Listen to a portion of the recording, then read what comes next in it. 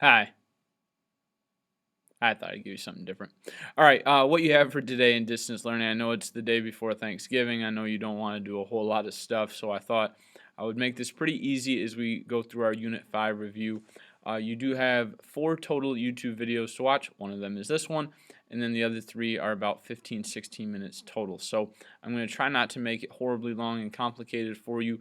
But your test is scheduled for Monday, November 30th, or I should say quiz, because this is a rather shorter unit with unit number 5. And so I want to make sure I could go through this information with you just to make sure that you have everything down and you're all set and ready for the November 30th Monday quiz on Unit 5 stuff. So without further ado, make sure you open up your Unit 5 I Know sheets, and we're going to go through this stuff. If you do end up having some more questions in addition to what I'm going to go over, feel free to message me. I will definitely try to get back to you today. I'll probably check my email and stuff a couple times over the weekend. So I definitely will try to get back to you. And obviously, if you need to ask me a question before you take the quiz, that won't be an issue next Monday either. So here we go. George Washington. Now, I know you're looking at me like, Mr. Bazem, duh, we've been talking about this dude for a while. I know.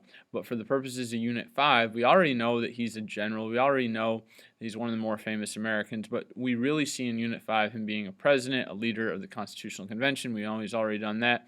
But we talk about a lot his farewell address, him urging the United States to stay neutral, him kind of giving his advice to the nation, and also just have that understanding that he set many precedents. In other words, those examples for other presidents to follow. Remember, with his farewell address, he urges us to stay neutral in foreign affairs. In other words, to stay out of other people's business. He thinks that the United States should focus on itself and not pick sides, because that's a great way to get in conflict with other nations. Remember, this was his goodbye to the nation after his second term in office, when he chose not to run for re-election, so he sets that precedent of only serving for 2 terms, because remember, he did not want to be like a king. I would ask you why, he did this, but I just gave that answer to you. See, that's the unfortunate part. When we're not together, it's more difficult to do those sorts of things. Talking about political parties, that was another big part of what we discussed earlier in this unit. Remember, Democratic Republicans believed in a weak national government. They were pro-French, meaning they definitely supported the French. They were supported by Southern farmers. They were led by Thomas Jefferson. And remember that laissez-faire approach means stay out of people's business. Literally, like, just let people fend for themselves. If it works out for them, great. If it doesn't, that's fine too. In other words, the government should stay out of business and not worry about the economy and what's going on. Naturally, laissez-faire thinking by the Democratic Republicans means it's all going to work itself out, and the government does not need to be involved. Federalists, on the other hand, believe something much different. They're really on the opposite end of a lot of the things we talked about with the Democratic Republicans.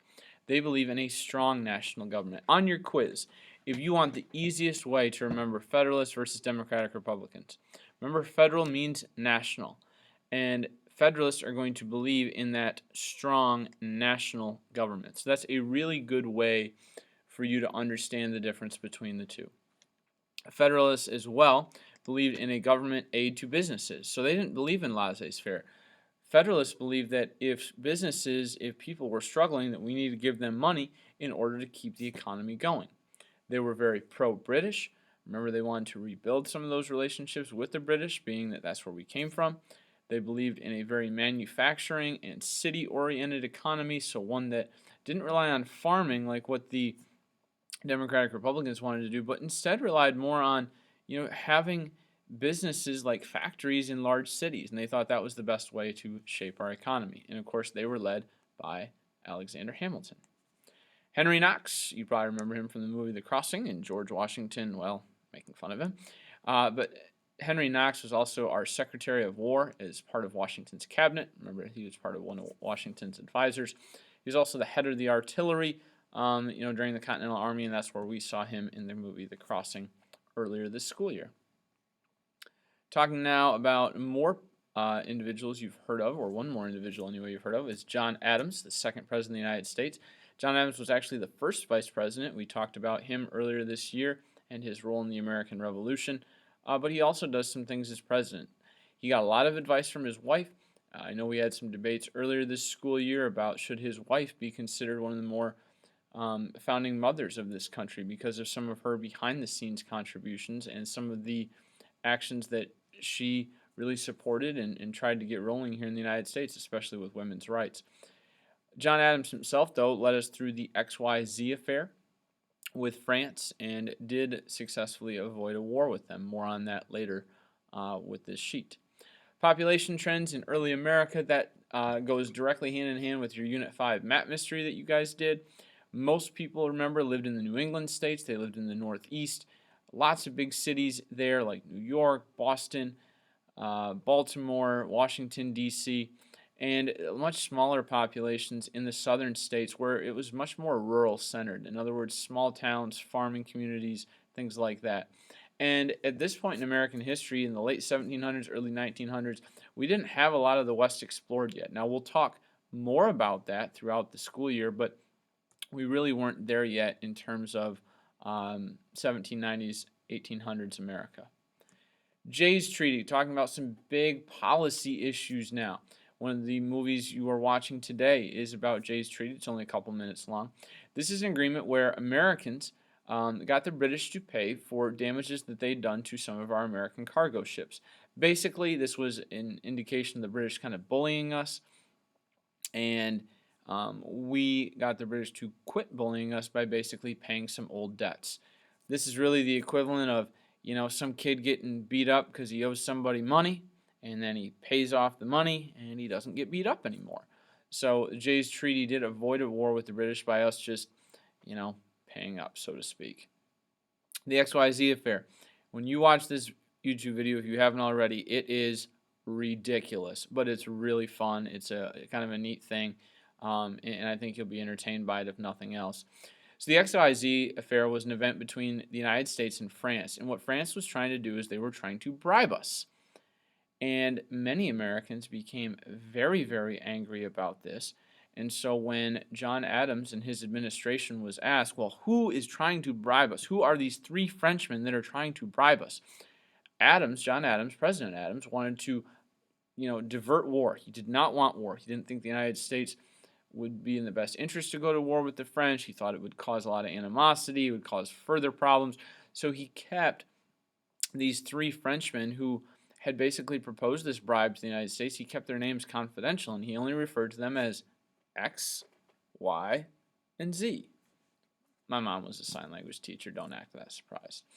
But what Adams does here, it's one of the bigger parts of his presidency, is he diverts war, and he is able to establish a good enough relationship with the French to keep things from happening. Speaking of the French, one of the bigger things to happen during this time frame as well is what's called the French Revolution. Many people in France saw what we had done with the British, and they kind of wanted to do it themselves. And so they were very much inspired by the American Revolution and started their own. However, they took it to a much different level. Yes, we fought, and yes, we had a lot of violence during the American Revolution, but the Frenchmen were actually beheading people. In other words, off goes their head. They actually used a device called the guillotine, and this is one of those things I love doing with you in person, but I'll share the story with you anyway. Basically, what happens if you're in the guillotine is you stick your head in some stocks. Hey, look, I'm not completely bald yet. And then over top of my head, I want you to imagine there is this giant, kind of like an axe sort of a thing, and the French would basically pull on this little lever, and this axe would go and off with my head.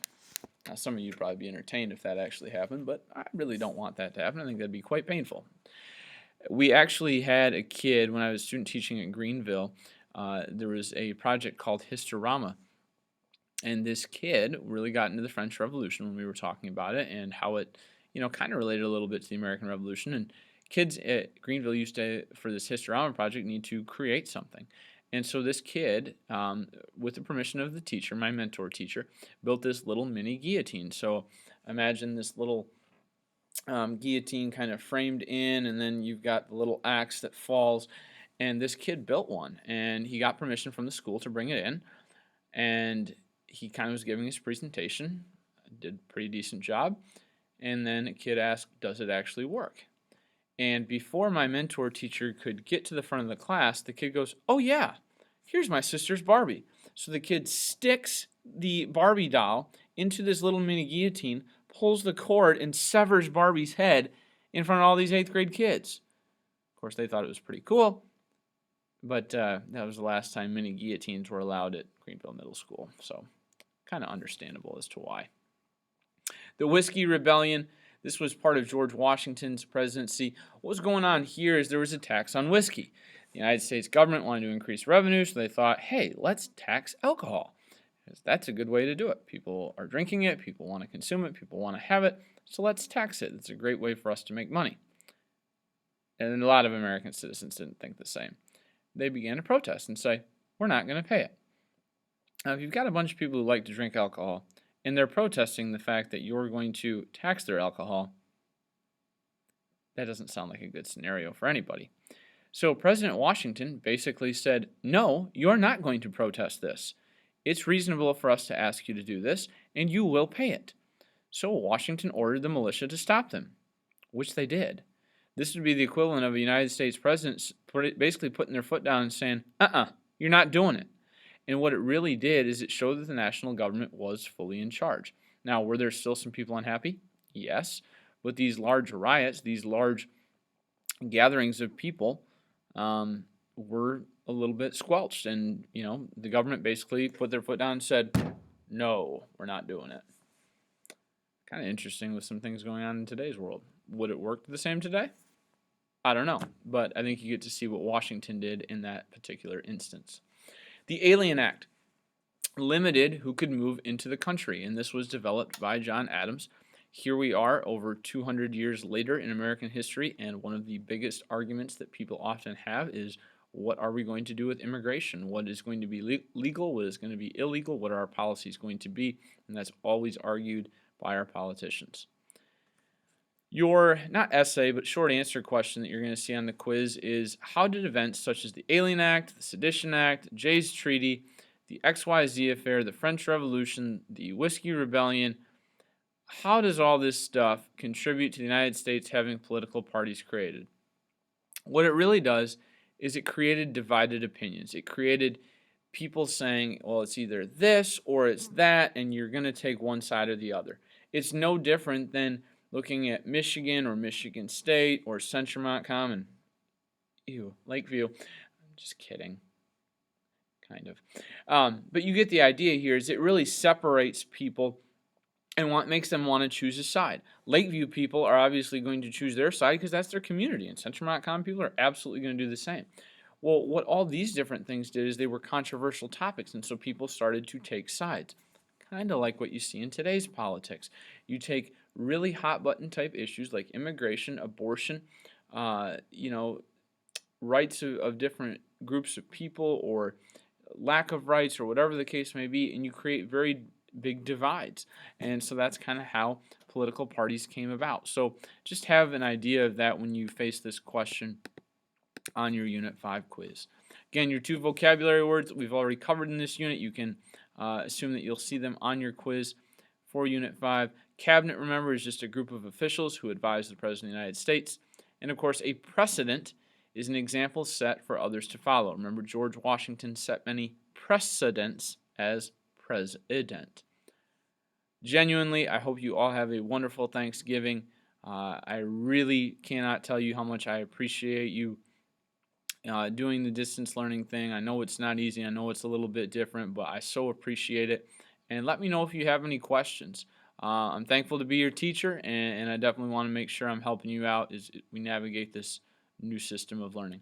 See you guys. Have a good Thanksgiving.